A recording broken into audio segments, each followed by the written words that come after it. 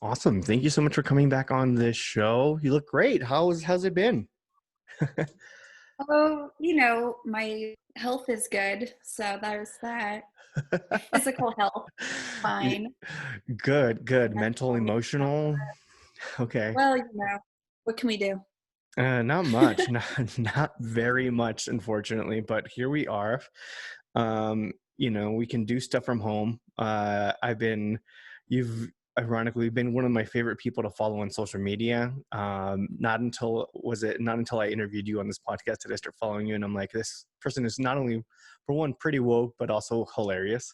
So that's something that I admire, but just wanted to throw out there. But you had been kind of as we spoke about here a second ago, um you'd been kind of watching some westerns, and it's a topic that I'd been wanting to kind of highlight.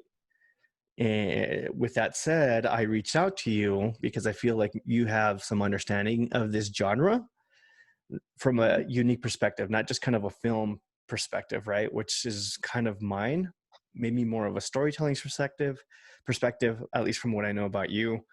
Um, so, I mean, first and foremost, thank you again for coming on. What did you think when I asked you to do this?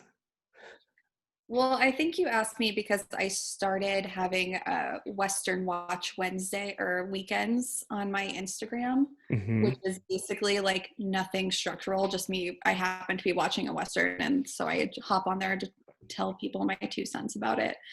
But my love of Westerns comes from a couple things. One, as a resident, uh, you know, grew up in Arizona and now I live in New Mexico. So I have such an affinity for Western stories, but I'm also a historian of the American West and Mm-hmm. specifically the Southwest and the West of the imagination. Yeah. So the Western is rife with imagination. Uh-huh.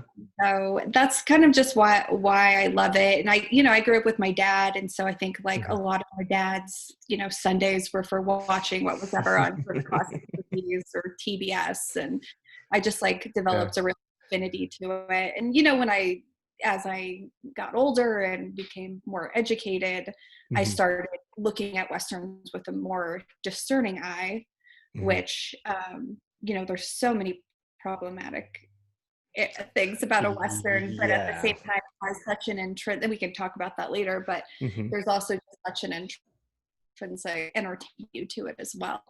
Um, yeah, I've often said that I would rather watch Western than a good pretty much anything else.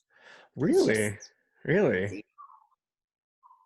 I think there's something about the formulaic aspects of it that I think this is why people watch like Mm-hmm. Law and Order or Yeah. like Yeah. whatever other kind of procedural proceed I can't even say the word Mm-hmm. procedurals because you're like the beats, you can put it on, Mm-hmm. you know what's going to happen for the most part. It's Mm-hmm. kind of like comfort food in a way.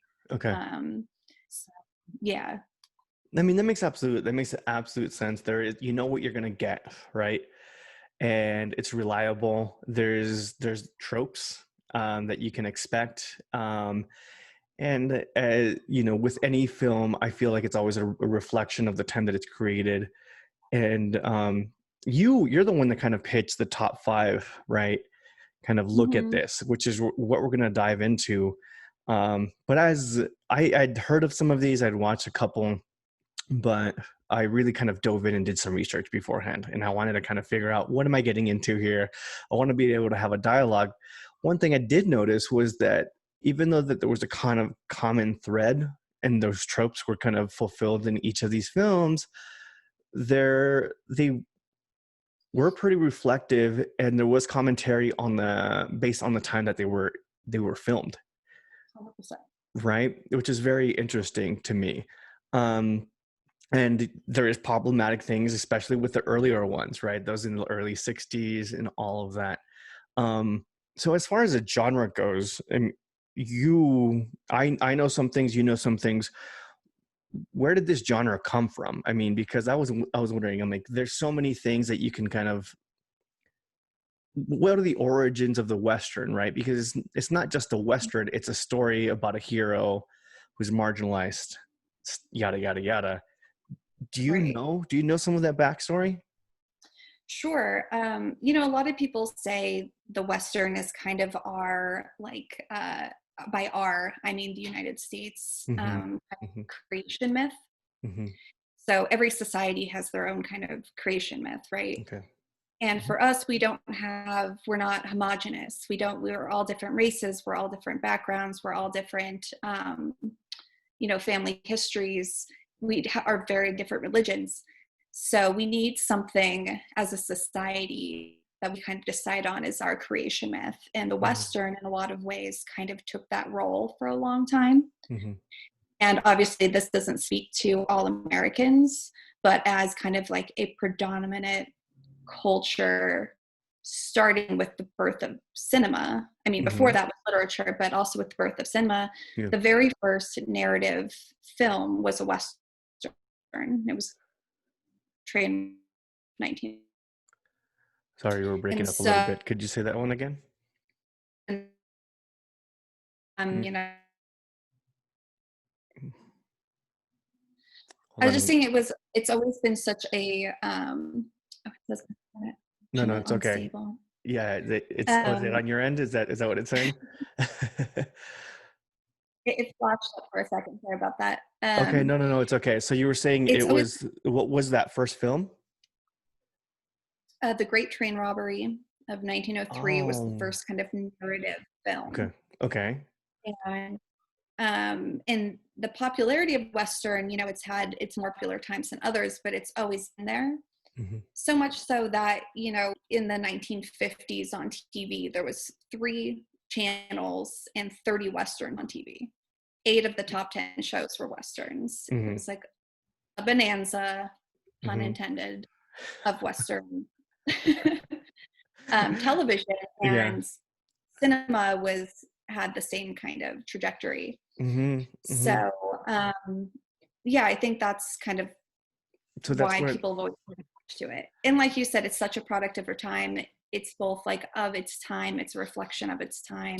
It's interesting to go back and look at Westerns as a historian because there's so yeah. much about what the culture was thinking. Yeah, absolutely. And I mean, I think there's a couple of different things that come to mind was, yeah, even early on growing up here in the Southwest myself, I don't know if it was just the Southwest, but my grandfather and my father were having the TV on, and that's what was playing, these old Westerns.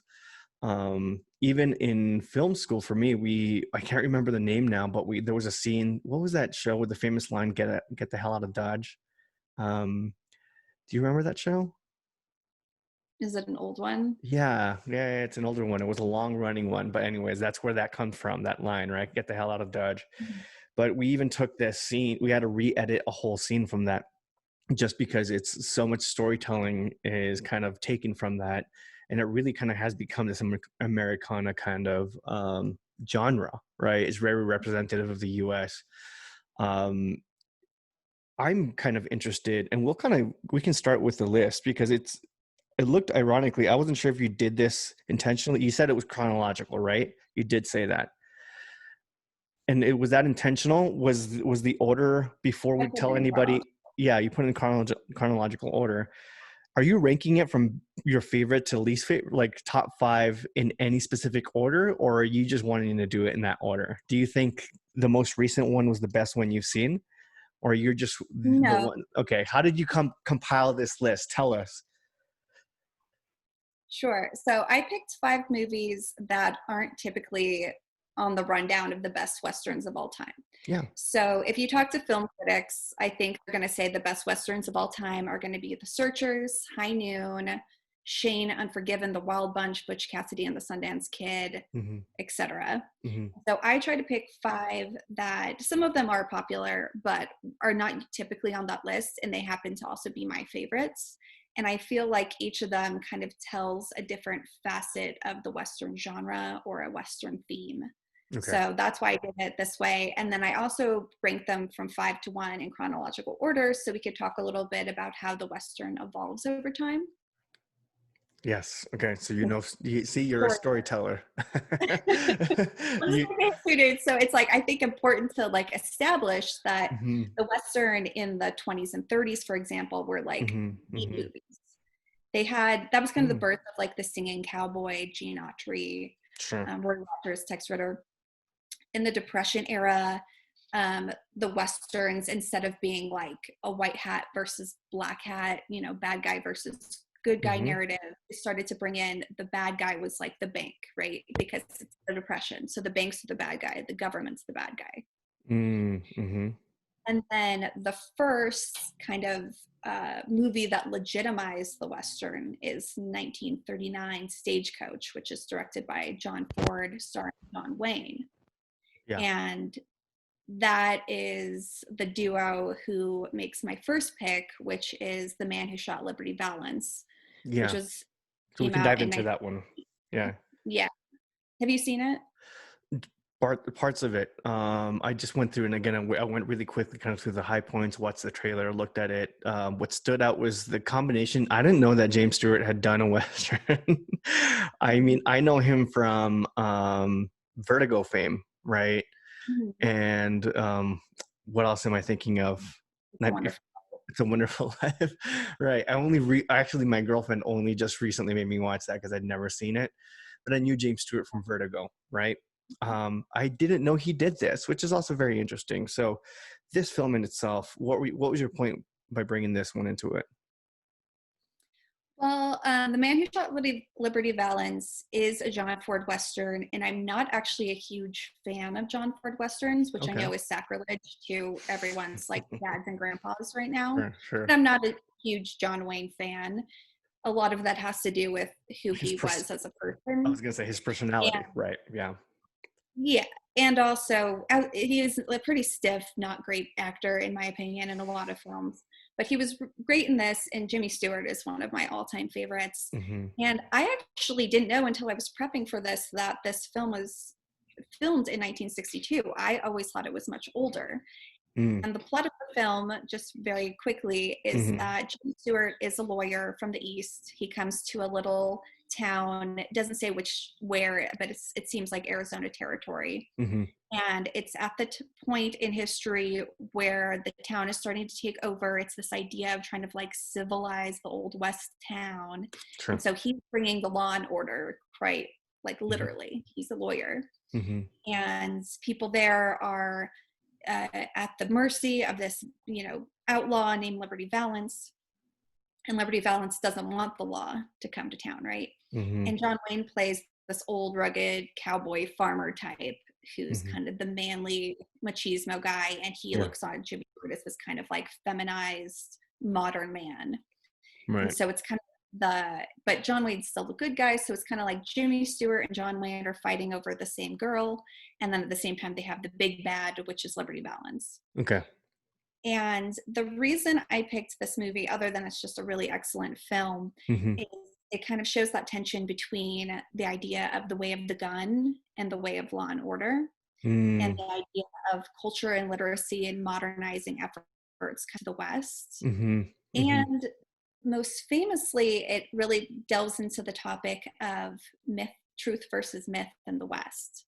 Okay. Because the conceit of the movie is that Jimmy Stewart, when he starts the movie, most of the movie's in a flashback, and when he comes, he's a state senator. And the Mm-hmm. reason he rose through politics is because he was the man who shot Liberty Valance, Mm-hmm. according to folklore, and vanquished this outlaw.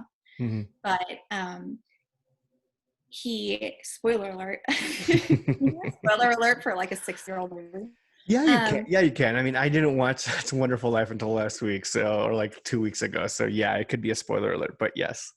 well, Jimmy Stewart's character actually Hmm. wasn't the one who killed Liberty Valance. It was John Wayne's, but Okay. John Wayne's kind of let Jimmy Stewart take that mantle because he didn't want it, and it helped him ascend through politics.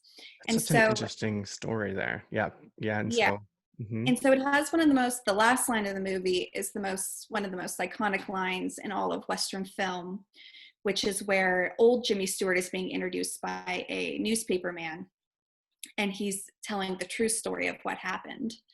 And at the end, the newspaper man just kind of crumples up his papers and just walks out. And he said, "Aren't you going to print the real story that John Wayne's character was the one who shot Liberty Valance?" And the newspaper man says, "This is the West, sir. When the legend becomes fact, print the legend." And so for me, as a historian of the American West, that kind of encapsulates everything, because our whole history is just based on mythology.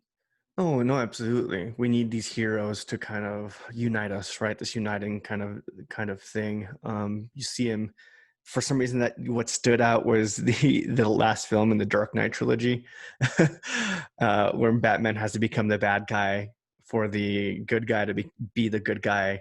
All Hmm. this stuff, the story to carries on. But also, I think it's very interesting that um, that you picked this one because there's also this commentary on old versus new, this evolution of what masculinity is, this kind of dialogue between um, the urban and the country, right? And it also kind of, it's a story that's been told in different ways. One of which, for me, which I remember from my literature background, was Don Quixote, feudalism versus capitalism and all this stuff, and just kind of the old ways versus the new ways and trying to kind of maintain those. But it sounds like from this film they managed to kind of figure out or breach kind of a gap, these two Mhm. characters, right? And they kind of I mean, I don't know. Again, I haven't watched it, but you tell me. Is there kind of a conflict resolution between these two characters, and what is the commentary there? I mean, John Wayne definitely, he takes a step back both in Hmm. his relationship for this woman and in this kind of hero story, because it's Hmm. for the greater good. And so that's kind of a common trope as well, is like the Mm. individualist, rugged man who harms himself for the greater good. There's a lot of martyrs in I was gonna westerns, say. right? Hmm. So I think that definitely lines up there. And and I think it's just like a very interesting telling nod, because John Ford was such the architect of so many of these myths over the years, Okay. that this film, which comes at the end of the kind of classic era of like 40s and 50s westerns, Yeah. is giving that kind of wink at the end, that you print the legend. If we were going to tell the real story of the West, then you're not going to have a cowboy movie without vaqueros, right? Hmm. You're not going to have like an old West town where you don't have like Chinese immigrants. You're not Yeah. going to have, Hmm. all of these different kind of problematic tropes and erasures that Hmm. happen with these kind of mythic stories of the West. So, this one is interesting because it is saying that we print the legend, and we always have. It's so interesting. Mostly, and we'll move on to the next one, but there's this kind of myth as to who the Cowboys were as well. There's this kind of whitening of cowboys as well in the Southwest. Not to say that there wasn't, Anglo cowboys out there, but a lot of these men were actually Mexican men, was it not? The majority were vaqueros, were Mexican men, Yeah, and a lot of black cowboys. And as well. Hmm. you hardly ever see any black cowboys, except for, it is interesting, in The Man Who Shot Liberty Valance, John Wayne's worker, Pompey, is a black man. Hmm. And he is in, that actor whose name escapes me at the moment, is in most of John Ford's westerns as well. Okay, so there is some sort of representation to an extent. Yeah, I mean, Not tokenization, representation, the muffled line. what? But Yeah, right. there, the West was made of immigrants, and it was made of all kinds Hmm. of races, and men and women, and Hmm. all these interesting figures. And time again, we see white men as the leads in movie after movie. Yeah. So, I mean, we start to move into the 60s. This is the beginning or the end of kind of the classic era, as you say, moving Mhm. away from these tropes, but also moving into kind of different ones. And there's some that are carried throughout. I think the next one was also in 1962. Is that correct? What was that one? Lonely Are the Brave, which, Okay. if I was doing this in order of my favorite westerns, would be my favorite western. Right. Are you just a Kirk Douglas fan? I'm a huge Kirk Douglas fan. I love his Okay. voice. And so the 60s are interesting because there starts to become more ambiguity about the Mhm. West. It's Mhm. not so stereotypical. And Okay. the 50s as well started to use the Western as an allegory, especially its use of Native Americans. They Mhm. would have Native Americans as stand-ins for villains, like some they're stand-ins for German fascists, and some they're stand-ins for African Americans, and they kind of talk about civil rights Mhm. issues. This Mhm. is the era of McCarthyism, Mhm. where if people were thought to be communist sympathizers, they were blacklisted from Hollywood. So if Mhm. you wanted to tell a story that was pro civil rights, you couldn't really do that story unless you disguised it. So then they started to use Native Americans as these kind of stand-ins for African Americans or for people who were being persecuted through McCarthyism or Okay. these other Okay. So not aspects. literal stand-ins for lighting and all of this stuff. What you mean is just these kind of Yeah, replacements of you tell a you story don't need through this to person's eyes. Right. Okay. right. So, or for miscegenation, for Mhm. Mhm. interracial relationships. Okay. Okay. And so, my fourth pick was Lonely Are the Brave, which stars Kirk Douglas as this cowboy named Jack Burns. And that movie starts with Kirk Douglas laying next to a campfire by his horse out in the desert. Mhm. And you think it's taking place in the 1800s. And suddenly you see Mhm. a jet plane fly overhead. And Mhm. this movie is great because it's filmed in Albuquerque in the Sandia It Mountains. is. So if you Yeah. want to see early Albuquerque, Mhm. 1960s Albuquerque, it's a great one. Mhm. And this one's all about kind of like the coming of modernity and Mhm. people who don't want to give in or conform to what a modern society is supposed to look like. It's Okay. very libertarian, it's very individualistic ideals. Okay, but kind of it carries the same message of just like one resist. There's a resistance, the anti-establishment, the anti-this kind of again, where James Stewart was the representation of that. He's now society in general is the representation of that in this one, right? And Kirk Douglas's character is the holdout from Hmm. this kind of other era. Hmm. And there's two things going on. One, he's the embodiment of the kind of independent spirit that's so prevalent in a Western and Yeah. in kind of American myth making. Hmm. And also, there's a certain kind of sense of imperialist and nostalgia, which Hmm. is where white Americans, particularly, had this kind of they're the ones who quote unquote conquer the West. They oppress the Native Americans. They Hmm. bring out Hmm. you know modern cityscapes, all of these things, and they get everything that they strove for. But then they actually yearn for and miss the way it was, or at least the way it was in their mind. This kind of Hmm. like utopia wilderness. So Okay. those are these kind of themes that are going on in this. Um, both Kirk Douglas and Edward Abbey, who wrote the book that this is based on, and the screenwriter, who is Hmm. Dalton Trumbo, who was part of the blacklisted Sure. communist sympathizers. There's a movie with him and played by Bryan Cranston. Hmm. Um, they definitely have a more progressive spirit, and so Okay. that really shows up in here in the character. And the plot of this is essentially that after working the sort of range, Kirk Douglas comes to Albuquerque to see his old friend and finds his old friend has been put in jail because he was helping illegal um, immigrants go Hmm. across the border. Hmm. And his friend's prison sentence is actually almost up in a couple months, but he decides he's going to get himself thrown in jail by getting into a bar fight, and he punches a police officer so he can go visit his friend. And while he's there, he tries to convince his friend to break out of prison because Hmm. he's put a file on his boot. Hmm. And his friend is like, "No, I can't do that. I've got a wife. I can't Yeah. just leave." But Kirk Douglas is like, "Well, I'm out because I'll, die in prison," because so he gets his horse and escapes over the Sandia Crest, and he's being chased by a police helicopter. He has to cross, the turquoise trail. Like he's like Hmm.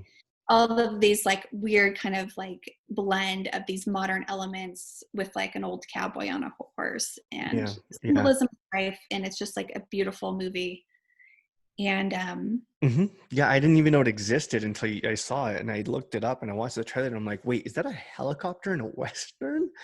So it completely threw me off because I'm used to even more recently the Westerns of the 90s kind of doing timepieces and kind of going back to the origins instead of just a Western today. More obviously a Western, right? We can look at other stories that are Western-like and carrying on those tropes, but don't seem Western-like, right? Um, so that one kind of really surprised me. It was Kirk Douglas, and it's such a it spoke volumes with the friend being, helping immigrant to him to trying to break out. Obviously, kind of this guy just living on the margins, doing whatever he wants, not really caring what people think of him or want him to do, which is one of those kind of that's one of those tropes that you kind of see with the cowboy, right? right. Not, what we see or mythologize as the cowboy. Yeah. It's living by your own moral code in your own um, parameters, and like despising authority, despising modern society. Libertarianism, Right. as you put it. Yeah. This is the best version of it. It never works in real life. I will, and it doesn't work here either. Hmm. Um, I wrote down my favorite quote, which Yeah. I think Yeah. I What is tell. it? So it's a scene where he is just talking to his best friend's wife, who there's some sexual tension there that you can tell Hmm. goes way back to Yeah. people, Jenna Rawlings, and she says to him, "The world that you live in doesn't exist. Maybe it never did. Out there is the real world, and it's got real borders and real fences, real laws and real trouble. And you either go by the rules or you lose. You lose everything." And Jack Burns says, "You can always keep something." And so it's that kind of like Hmm. idea that you have to live by your own code, right? And Yeah. not what society tells you. I mean, we all want to be this guy, right? I think a big part of what makes this genre and this type of character so appealing is because we all want to do what we want, and we all do feel kind of oppressed by the system and this institution, and wish we can kind of do this so we live vicariously through this character. But unfortunately, you do have to kind of, what she says is kind of true. Mm-hmm. What I do like though from that quote, and I'm gonna take it to heart and just be like, yeah, there needs to be something that you hold on to, right? Yeah. That kind of allows you to kind of continue, and that's yours. And what was the exact wording of it again? The last, Uh, oh, you can always keep something. you can always keep something, right? What do you I keep? think like your integrity and your freedom, Yeah, and yeah. calling thing, and even looking at this more in kind of a revisionist 20s, the fact that she's like, there's real borders, there's real fences, real laws, and real trouble Mm-hmm. is so pertinent to this kind of New Mexico story, because throughout it they show Jack Burns like cutting fences, they show Mm-hmm. him like going through the barbed wire, that kind of freedom, this idea that borders are a construct, Right. that these fences are put in place to protect people and to keep people apart and to like keep their freedoms at bay. So there's definitely like a revisionist thought piece to be written, I think, about this from like a Mhm. more modern lens. Yeah, no, absolutely. I think that that's the only lens I can kind of look at it through, given the fact that I do live in it. I mean, I can try as Mhm. much as I can to try to look at it from a different perspective. But yeah, that's super interesting, and I love that. I mean, that was a great pick. Um, Really, I just asked you on the show to give me a list of films to watch, but just kidding. Um, but yeah, I mean, we can move on to the next one again. So what was very interesting about this list, the first three were made within a year or two of each other, or released at the very least, right?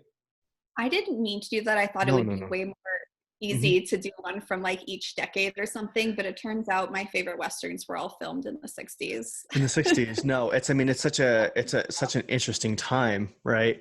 And there's Um, this anti-government distrust that's mhm, fomented in the 60s, right? With Vietnam, with the assassination of Dr. King and Bobby Kennedy, and all mhm. of these like tumultuous things that are happening in the Civil Rights Act.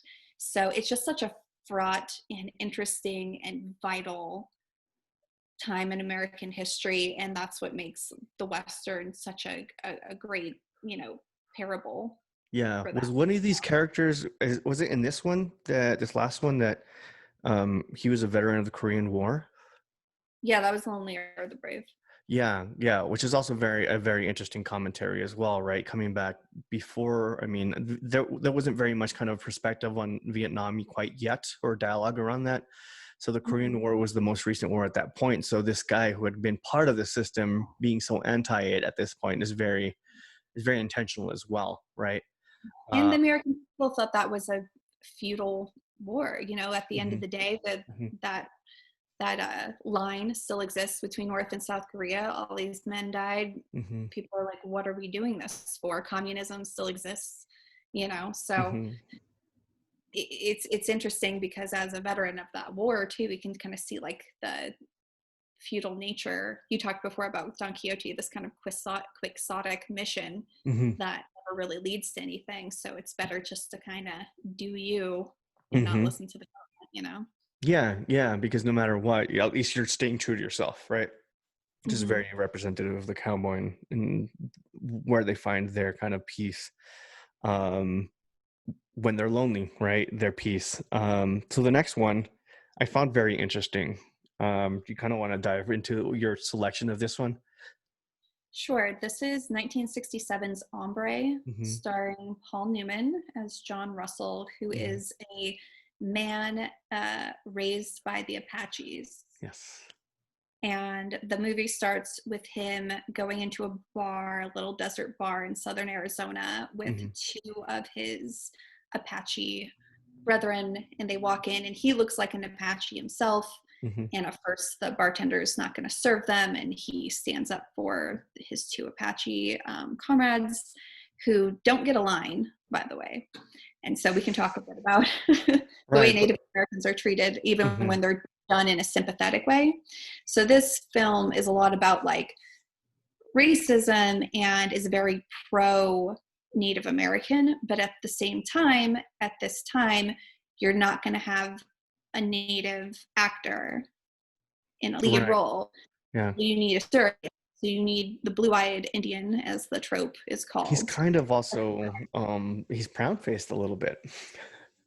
Yeah, or red-faced, or those the Yes. people called it Yeah. back then. Yeah. And so he after this initial scene, it turns out he was given an inheritance from like a distant relative, and so he cleans up and goes to collect. And so in that, he doesn't look like an Apache anymore. He looks like a white man. And then starts on this whole, most of the film is about this like ill-fated stagecoach ride, Mm-hmm. where he's there in the stagecoach with an outlaw, with a corrupt Indian agent from San Carlos, and Mm-hmm. his racist wife, and a few other people. And it's kind of this kind of retelling of this John Ford movie, Stagecoach, which was that first kind of integral Western. But in Mm-hmm. that one, the Apaches are the villains. And in this one, it's the white people and the bandits who are the villains. And they're discriminating against Paul Newman for being other, even though he's a white man. Sure. And the corrupt Indian agent is a bad guy, right? It's so interesting. Was there, I mean, there's also, I mean, in the, again, just reviewing and watching a couple of the scenes, is the bandit, are the bad guys Mexican, or a couple of them Mexican? Is that the There, case? there are Okay. Yes, the lead guy is white, who's the head of the Okay. outlaws Okay. and posse, and so he's in on it the whole time. And when the posse comes and takes over the stagecoach to, rob it, Sure. um, he's kind of like the lead of these kind of like Okay. banditos. Okay. Just because I saw the costuming was very different, right? And it was very interesting to kind of like to really kind of make up for this gap in representation, even though it was a white guy, and kind of making the white people the bad people, but at the same time, to an extent, making the bandits look a certain way was also very interesting. Right. So I'm not sure. I mean, I'm not sure if that was something that was on your radar, or that was, I mean, it can never be perfect. It was very early on, right? Mhm. So, but again, it was an interesting kind of look at it, and turning the film and the story and the narrative on its head. What was this film trying to accomplish? Um, it was done by Paul Newman, who was very involved with social justice issues. It was a novel by Elmore Leonard, Hmm. and Mark was the director, who was one of those blacklisted Right. directors during Right. McCarthyism. So they're all very concerned with social issues and civil rights issues, and so it's kind of talking about like the othering of people. Hmm. And I think it did have good intentions, but again, because of the era, and I Hmm. won't even say because the era, because this still happens. Yeah. Newman is a white savior, right? Hmm. He comes in, and even though he's defending the Apaches, you're not letting the Apaches speak for themselves. You're having a white man do that work. And he also plays into this trope that's been around as long as the Western as a piece of literature has existed, which is the Sure. idea of the white red man. I'm putting air quotes. You can't see that. I'm on the podcast, which is Yeah. the idea that a white man is a better Indian than an Indian, kind of thing. So that's been around since Last of the Mohicans, right? Hmm. That way that white audiences can look at him and see themselves and project themselves, and it gives them a safe surrogate Oh to yeah. these complex issues. Yeah, no, absolutely. What's the what was that Avatar movie, right? The Avatar movie did the same thing with it, Yes, right? absolutely. And I never thought of that, of just the white man being a better version of them, than Hmm. they could be themselves, right? It's again coming, they're they don't know any better. They don't have the tools to be able to help themselves. So because they're savages and they don't know anything, so you have to kind of help them out. And as like a side point to this Hmm. idea that only white audiences only project themselves and see themselves in white characters is absurd, because people of color have been enjoying films with white leads since the Hmm. beginning of cinema, Hmm. so they can see themselves in other characters. And we've proven that time and time again, that even like this idea that, oh, because Black Panther was success, we can have like a black lead in a superhero movie, and white audiences can like root for them and see Hmm. themselves in them, which is so absurd that we're still like learning this lesson today. Yeah.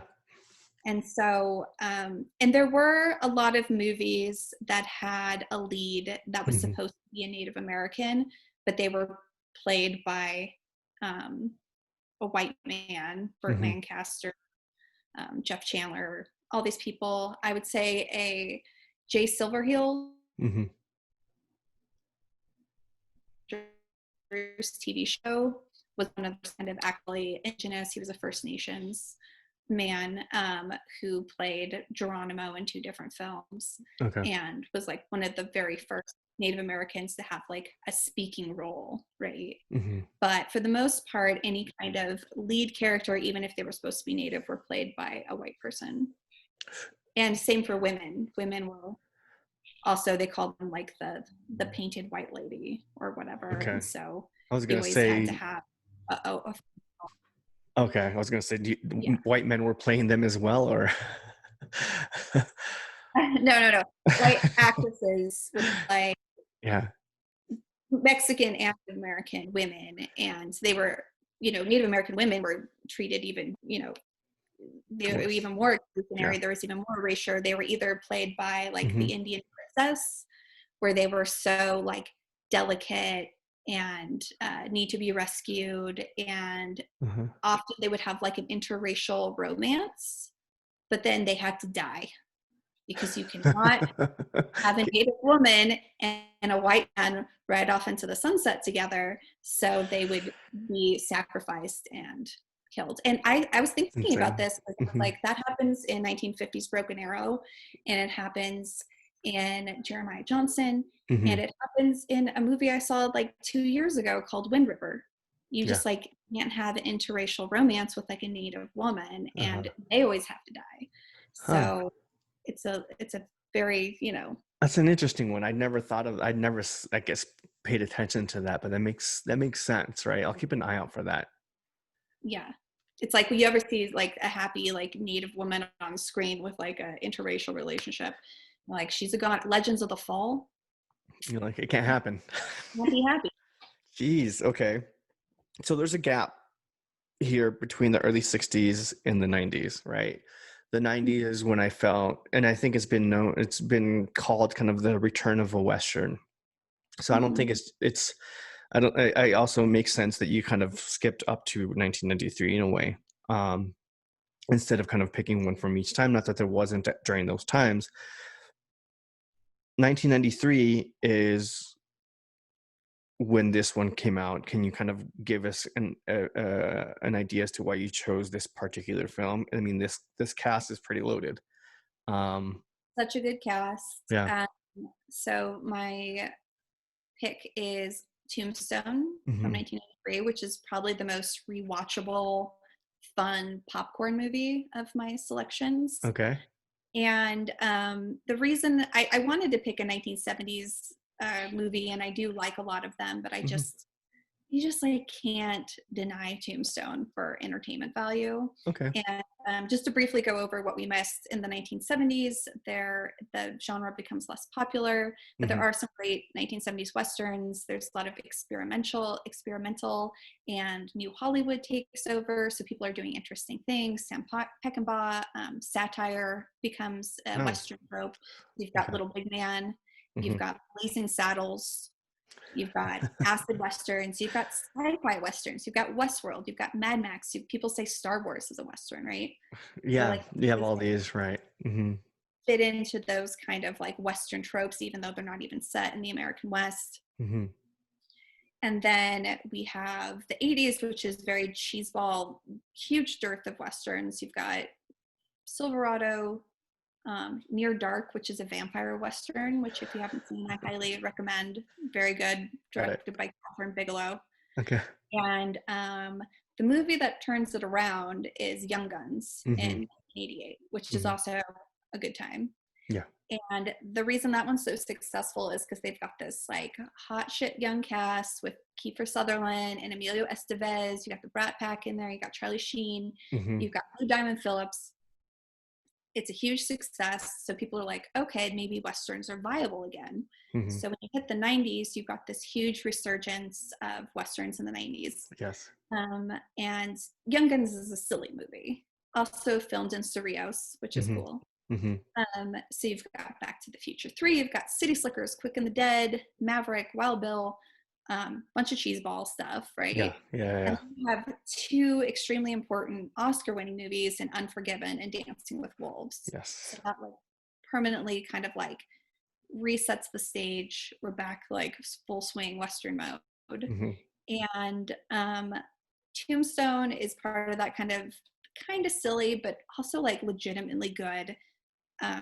It's about the shootout at the OK Corral in 1881. It stars Hmm. Kurt Russell, Val Kilmer, Sam Elliott, Bill Paxton, Powers Booth, Michael Bean, Hmm. a bunch of other bit parts from Charles Heston Heston. to Hmm. yes, I'm like blanking, and then a bunch of other people that are just like stacked in that movie. Sure. It's got probably my favorite film performance of all time by Val Kilmer as Doc Holliday. People talk about the balls that Johnny Depp had to do his Captain Jack Sparrow Really? character. Okay. Yeah. And I just think Val Kilmer is like the predecessor to that. He goes Okay. full Yeah. weirdo, and it's brilliant. It's so good. He does. Um, Yeah. Yeah. He does. yeah, and so that's just one of my favorite movies for just like pure entertainment value. Some interesting things about that film is there Hmm. was another film called Wyatt Earp starring Kevin Costner right off of his Dancing with Wolves success that was Hmm. coming out at the exact same time, the exact same year. Hmm. So there was kind of like a dueling Wyatt Earp movie going Hmm. on. Hmm. Tombstone was so much more enjoyable Hmm. and Hmm. really, is the one that we remember and the one that still gets played on cable. It had a really fraught production, and Kirk Douglas had to take over secretly as director at one point. I know. Uh, yeah, it was just a great film. And besides that, I just wanted to comment the kind of shift in, because we were talking about all these problematic portrayals of Native Americans, Yeah. Westerns. And there is a shift in the 90s that some people say kind of goes too far, that becomes less about like Native Americans as villains, and then the pendulum swing goes the other way. And so they Mm. become kind of the noble, you know, politically correct kind of pacifist or like over the top heroes either. And both versions just don't give any kind of like treatment to a three-dimensional human being. Yeah. So Dancing with Wolves, again, it's the ultimate white savior movie, Mm-hmm. but it does pay attention to some things about authenticity. It uses Lakota language. Mm-hmm. Um, there's fantastic actors that really become popular in the 90s. You've got Gary Farmer, Graham Greene, Wes Studi, Mm-hmm. um, who was in Lost and Mohicans as Magua. So there are like definitely strides that happen in the 90s for kind of diversity as well, Mm-hmm. Mm-hmm. but certainly not perfect. Yeah, no, I mean it certainly isn't. And then I mean Tombstone itself is it's looking at some of kind of the foreshadowing that was happening early on in the movie. I think that they kind of play on the, because there's four kind of men on horses, right? So there's a lot of commentary around them being the fourth horseman of the apocalypse, stuff like that, kind of coming. Not like that, not like kind of, but it was interesting because there's a priest at the beginning that kind of says, you know, you're gonna get yours. The Yeah. priest of all people saying that, so like there's a connection to that. I don't know how true it is. What are your thoughts on that? Does it seem kind of strange and way out there that there's four men on horses riding through? There's a lot of shots of these four men in a row doing this sort of thing, right? So Um, I'm gonna get like kicked out of like the historian club because I'm trying to remember the name of that. I want to call it like the Hell Ride or the Revenge Ride that happens after the shootout, where it's like mhm, them just kind of like being badasses on the horse. mhm, That's a real thing.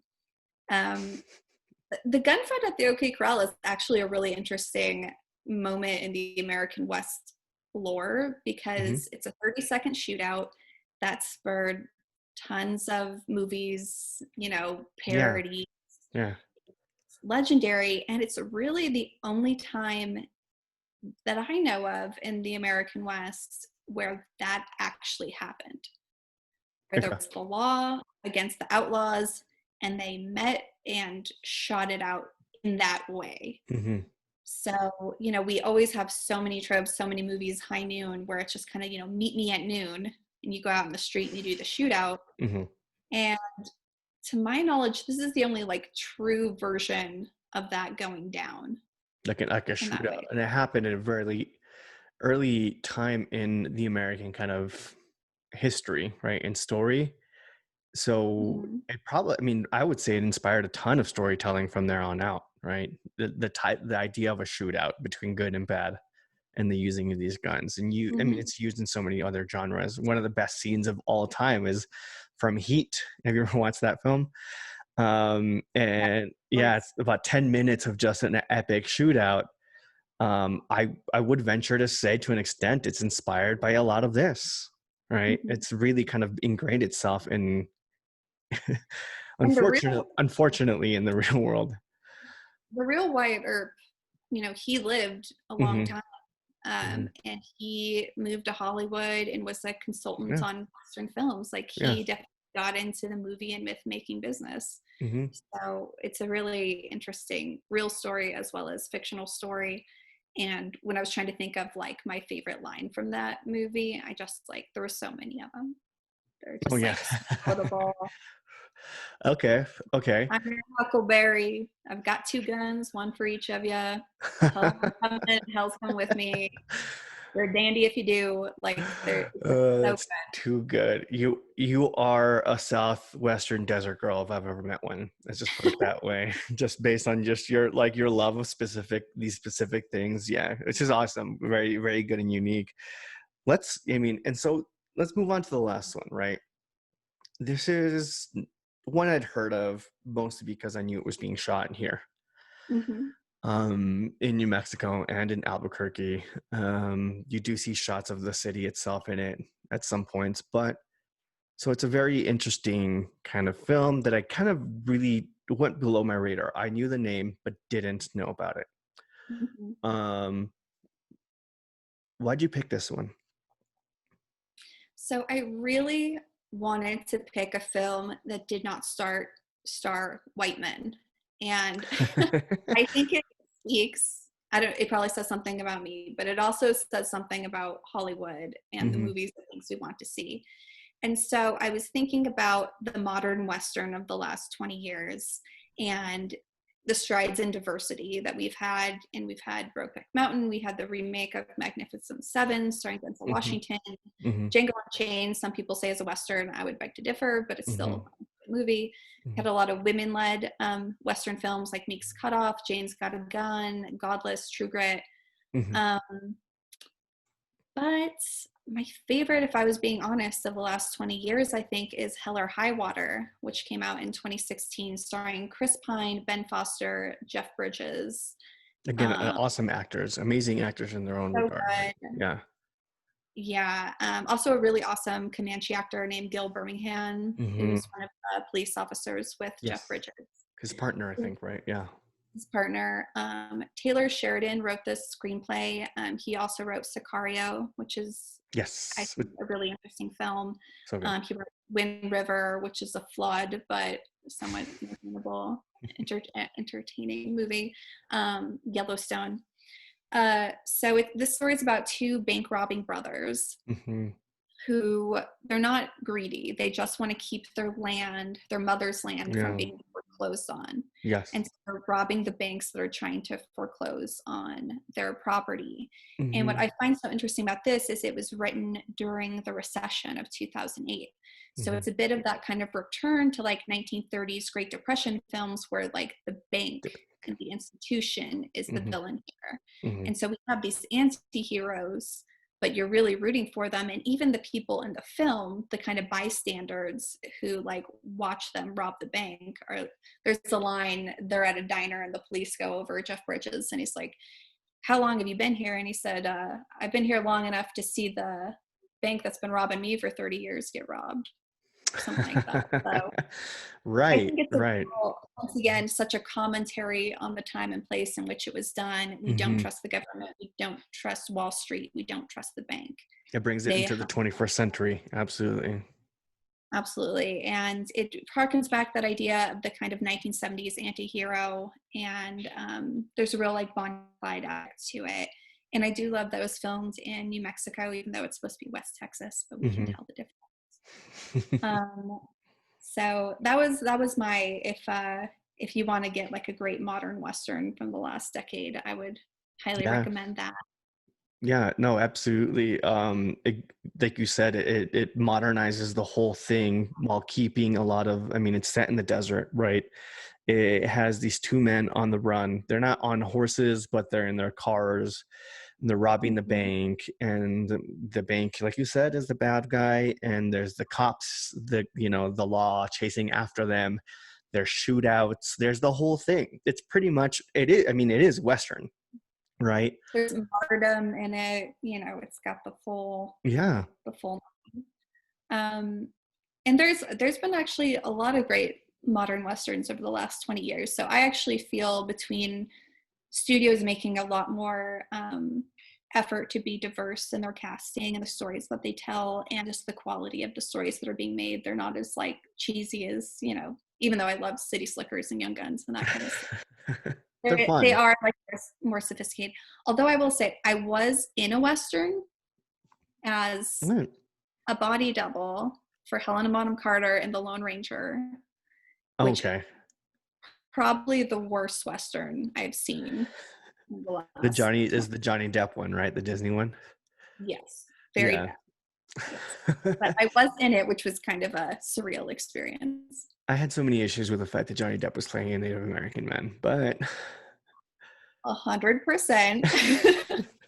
right. Incredibly agree. Yes. And the story, I mean, the name Tonto as well. I've had so many like issues with the story in general, even before this. Tonto just means tonto, which means stupid. And again, you're going to name a Native American person stupid, right? And it's there's so many layers and so much bad to that one. But this one, I feel like really kind of it does modernize it, and I kind of wish there would be more contemporary setting. I think that's what made the Lonely Are the Brave, the Lonely Are the Brave, and this one Hell or High Water to my favorites because it makes it more relatable to me specifically. I appreciate the old ones, um, because that's kind of the origin of all of these, right? And I can see the story and again these things and how it evolves, and I think it's a very beautiful thing to kind of see and kind of watch develop, especially as somebody who kind of admires storytelling. But also there seems to be kind of a lack of that kind of modernization of it, and I don't know why. That's just fine. People, they continue to make these westerns.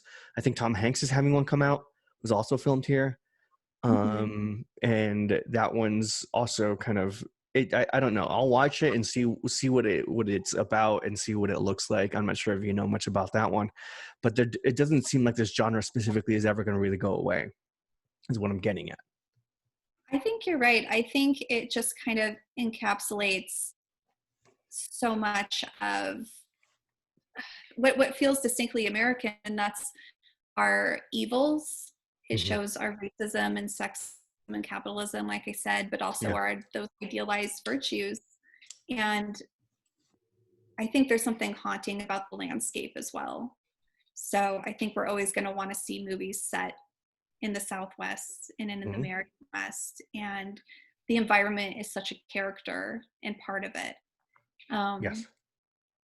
and so, if nothing else, I think people want to feel transported here because there's so much beauty and there's so much like there's such a haunting quality about it. Yeah. Yeah. I wonder. I mean, obviously Netflix is putting a lot of money into New Mexico right now. uh, there's a lot of different types of films have been made here, not just Western or desert-based ones, right? But I'm sure there's going to be a resurgence of it just because of the setting and the location. Um, that It's has to interesting. do that has a lot to do with that. But it is our story as Americans, to in a way, and this mythology, and hopefully we can try to reclaim it and revise it, right? Revise the The history. ideal, and I just think in not in a Hmm. not in a bad way, because sometimes like revisionist things can like work or not work in a Yeah. certain genre. But I think in this one, I think examining our myths about manifest destiny and about rugged individualism Yeah. and some of these things that we've told ourselves as a society that we're like the white hats, we're the good guys, like those kind of things. Like the Western has always been such an interesting place to tease that out and to look for nuance and to look for ways to turn those ideas onto its head. And it would be great if going forward there was more, especially because of the way like Native American actors and filmmakers have been treated in Hollywood, have those voices come to the foray, have Yeah. those Black Yeah. Cowboy stories be told, which I know Idris Elba just filmed a Black Cowboy Western show, I believe, or miniseries that just was filmed up in Santa Fe. So I'm looking forward to that and Okay. I mean, seeing other yeah. stories and female-led stories come to the forefront. And I think Hmm. it's trending in that direction, and I think it's a good thing. That's awesome. So, are you gonna write anything of your own? I mean, you do write. Writing a book right now, my Okay. first book, and so it is a Western. It's a real story. It's a nonfiction historical Oh, story. okay. I was gonna be like, is this a novel? What? Nope. Okay. It's my dissertation slash book, and I would love for it to become a movie, but that's a long term Hyperion goal. But Adapt it to the screenplay, and I would love to see this. I would love to see this. I don't think I know anybody more deserving of this. At least as far as this genre goes, or the hard work that you put in, and again, and um just amazing person that you are. So keep up what you're doing. Thank you so Mm. much for doing this kind of look at westerns, because I think it's such a wonderful genre. I could see that you have a passion for it. You have a backlog of knowledge that is impressive and amazing. And this is the sort of public scholarship that people need to have access to. Well, Um, thanks for geeking out with me for an hour. I can talk about Absolutely. movies all day. So yeah. Yeah. I mean, pick another genre. Maybe we'll do that one. But yeah, again, thank you so much for coming on. I'll hit pause and we'll debrief. But guys, if you're listening, thank you so much for listening. We'll talk to you another time. Bye.